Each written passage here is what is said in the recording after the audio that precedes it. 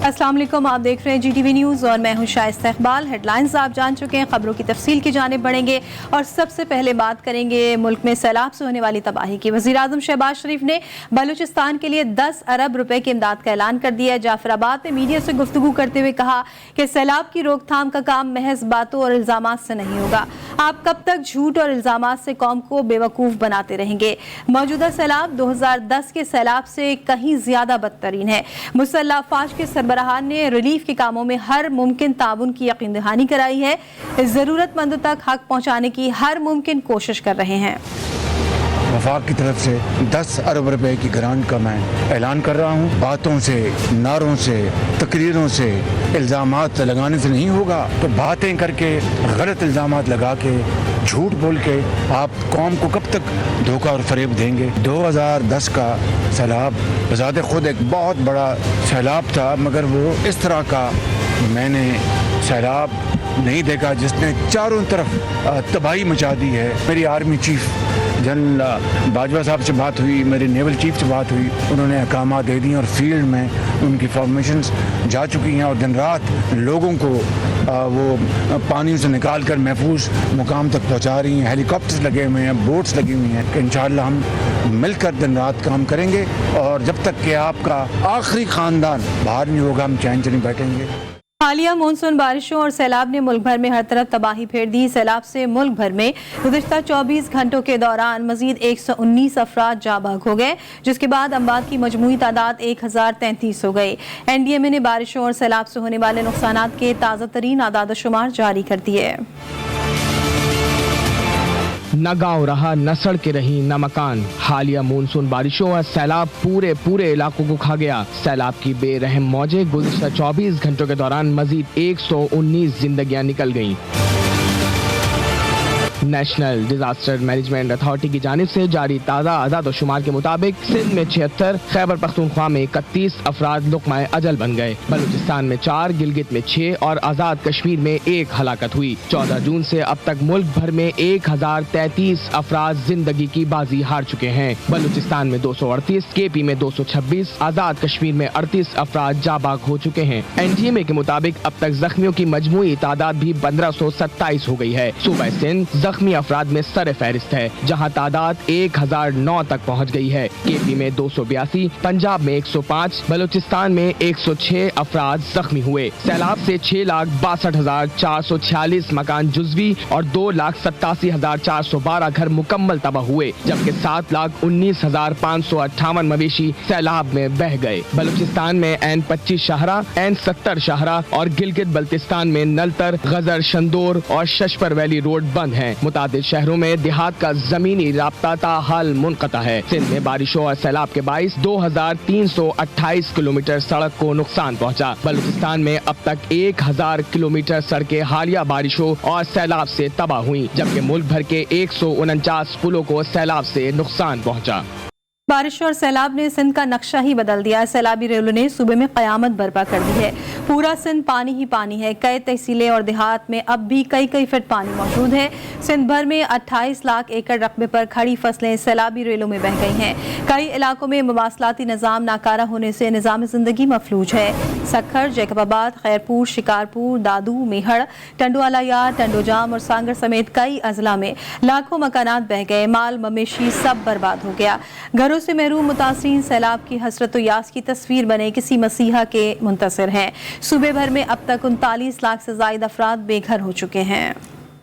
न सर पे साइबा रहा, न दरो दीवार, न पैरों तले घर की जमीन।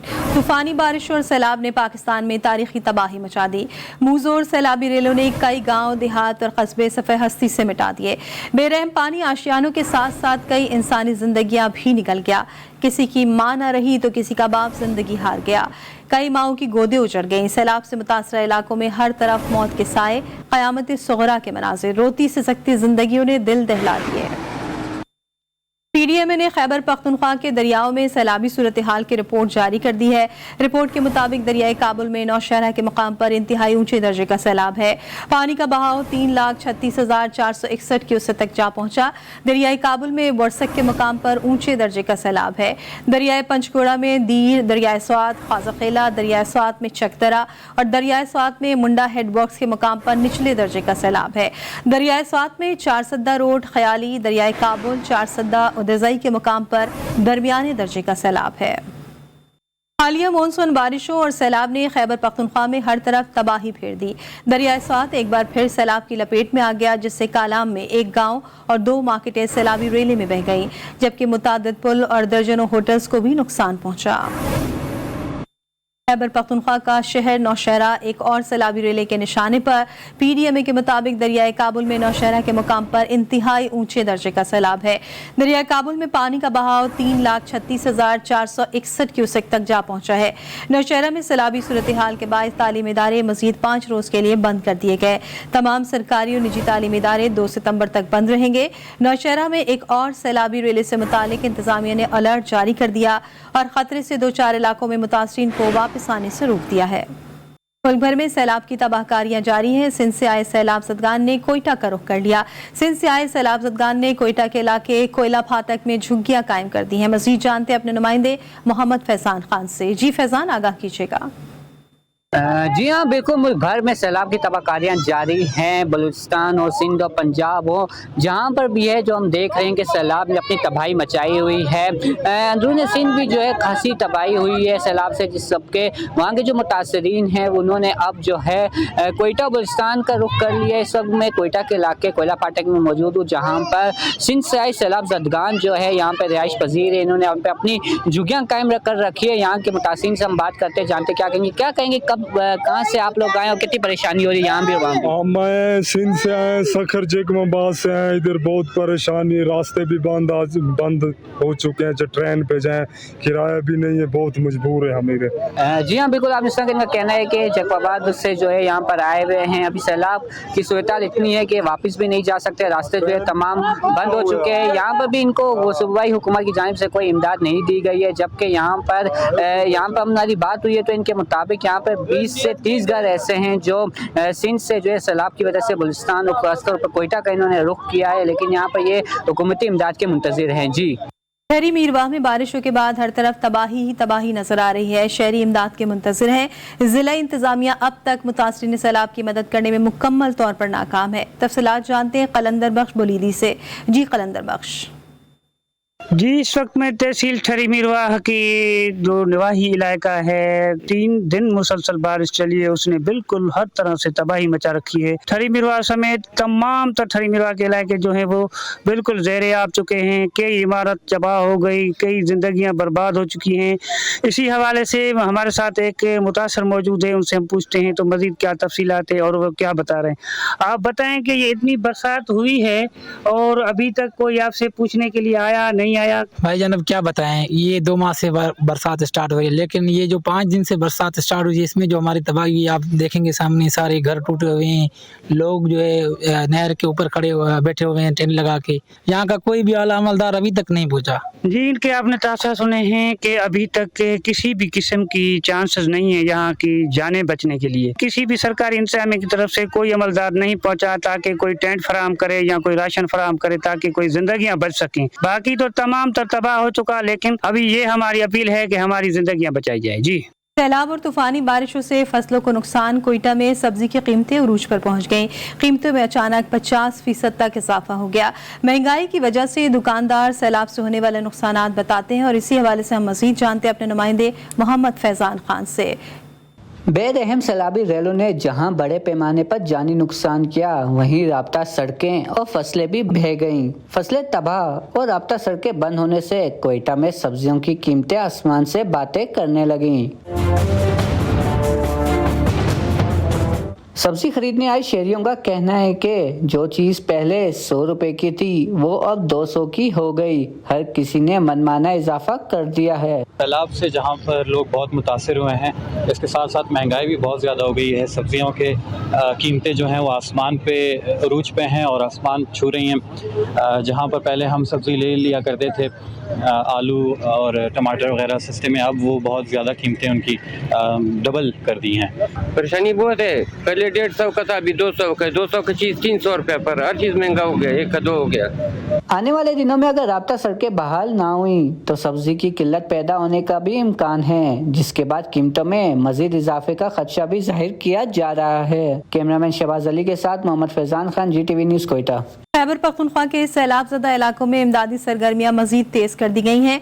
मुआविन खुसूसी बराए इत्तलात बैरिस्टर सैफ कहते हैं कि सैलाब ज़दगान की इमदाद के लिए 12 करोड़ रुपए जारी कर दिए। वज़ीर आला के दोनों हेलीकॉप्टर भी इमदादी सरगर्मियों के लिए इस्तेमाल किए जा रहे हैं। उनका मजीद क्या कहना था, ये जानने के लिए हमने राब्ता किया अपने नुमाइंदे नवाब शेर से। जी नवाब शेर। जी बिल्कुल, खैबर पख्तूनख्वा में सैलाब की तबाहकारियों का सिलसिला जारी है, जबकि हुकूमत की जानिब से इमदादी सरगर्मियों का सिलसिला भी जारी है। मेरे साथ इस वक्त माउन खुसूसी बराए इत्तलात बैरिस्टर सैफ साहब मौजूद हैं, उनसे बात करते। जी, इस सैलाबी सूरत हाल में खैबर पख्तूनख्वा हुकूमत के जितने भी इदारे हैं बशमूल ज़िली इंतज़ामिया, police, rescue 1122, PDMA, civil defence, तकरीबन सब इदारे इस वक्त भरपूर अंदाज में रेस्क्यू के ऑपरेशंस में और अमलियात में हिस्सा ले रहे हैं।